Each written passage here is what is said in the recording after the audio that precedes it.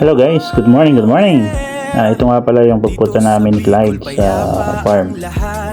Visit tayo dito sa may lower part ng farm natin.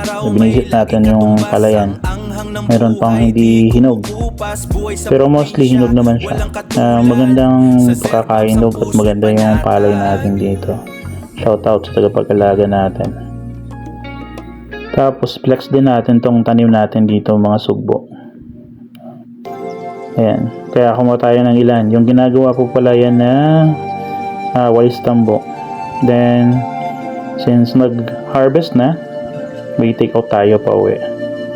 Ayan, i-flex lang na baban ni Clyde yung harvest namin na walis tambo. Habang maaga pa, nag-ikot-ikot kami. Inikot namin yung mga taniman, naghanap kami ng pinya kung merong hinog. Malinis na yan. Dyan pala natin na yung area yan, tatanim natin dyan yung luya. Hihintayin lang tayo na umulan. Multi-cropping tayo dyan. Kaso wala kami nakikitang hinog dyan sa part na yan. At dito naman, yan, nag-snacks muna. Snack muna yung bata. Tapos, tanghali na to. Nag-lunch na kami dyan ni Bob, ni Clyde. Yan, nalatang hindi marunong kumain na nakakamay. Tingnan nyo naman. Diba? Kaya tinuruan ko pa siya dyan. Tinuruan ko pa kung paano kumain na nakakamay.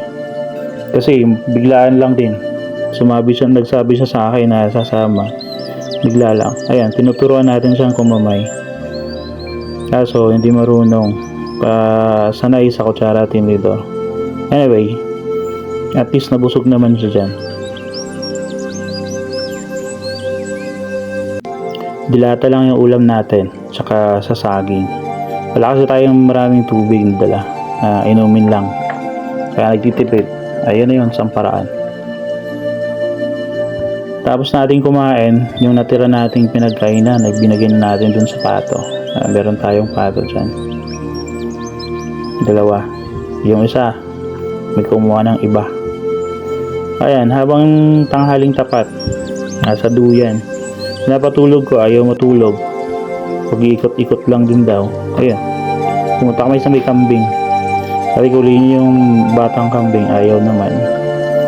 Since mainit, dito tayo sa lilim.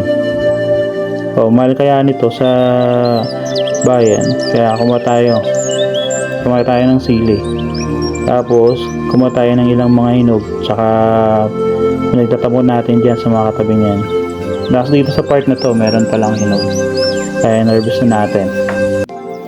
Ayan, bagong mga 3 PM nata ng hapon yan. Pagpunta natin, may dala tayong mga used na sapatos na ipamibigay natin. Okay? Yung mga used at saka hindi pa used na hindi bet. Ayan, ready na. Ipamibigay natin. Kaya bumiyahe na kami. Ayan, di ba? Shoutout sa motor ko. Kahit saan na lang napupunta. Kahit hindi yan daan ng motor o kaya daan ng sasakyan. Basta pasok yan. Partida, matik pa yan. Ayan, yung nagpicture na tayo, iniwan na lang natin dyan. Tapos ito naman, naglaro kami dyan. So, naglaro kami tagu-taguan. Tinataguan niyo yung camera. Di ba? Ganyan yung laro namin. Tadaan! Ito na, bawi na kami dyan. Pero daan muna kami sa pagbili ng pakwan. Yan yung unang pakwan. Sabi nung natanungan namin, 2 pakwan na daw. Yung una, hindi. Ayan. Yung pangalawa, doon daw. Kaya pipicture tayo dyan. Since yan nung una. Ito na pala yung pakwanan guys. Napakalawak. Ayan. Huwag kabilaan yan. Huwag kabilaan ng kalsada. Lahat yung pakwan. Pumunta tayo dyan.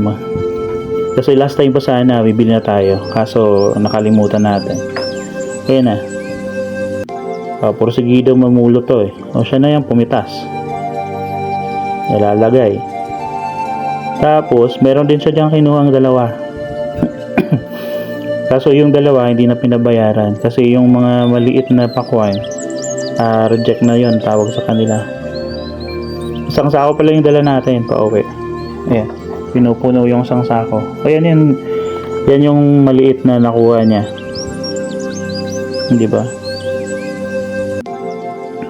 Porsigido din mamitas eh. Kaso nakailang hulog yan. Ayan yan. Wala siyang malagyan. Wala siyang lalagyan eh. Kaya alam nyo ang ginawa niya? Magaling. Tingnan nyo. Kung paano yan dadalhin. Yun. Nilagay sa damit. O diba? Ang talented na tong batang to. Magaling.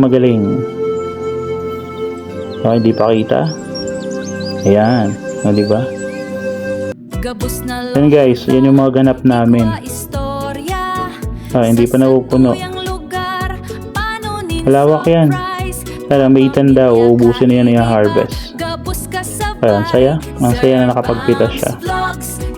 That's all guys. Thank you for watching. Sir Bams Vlogs, Giraray.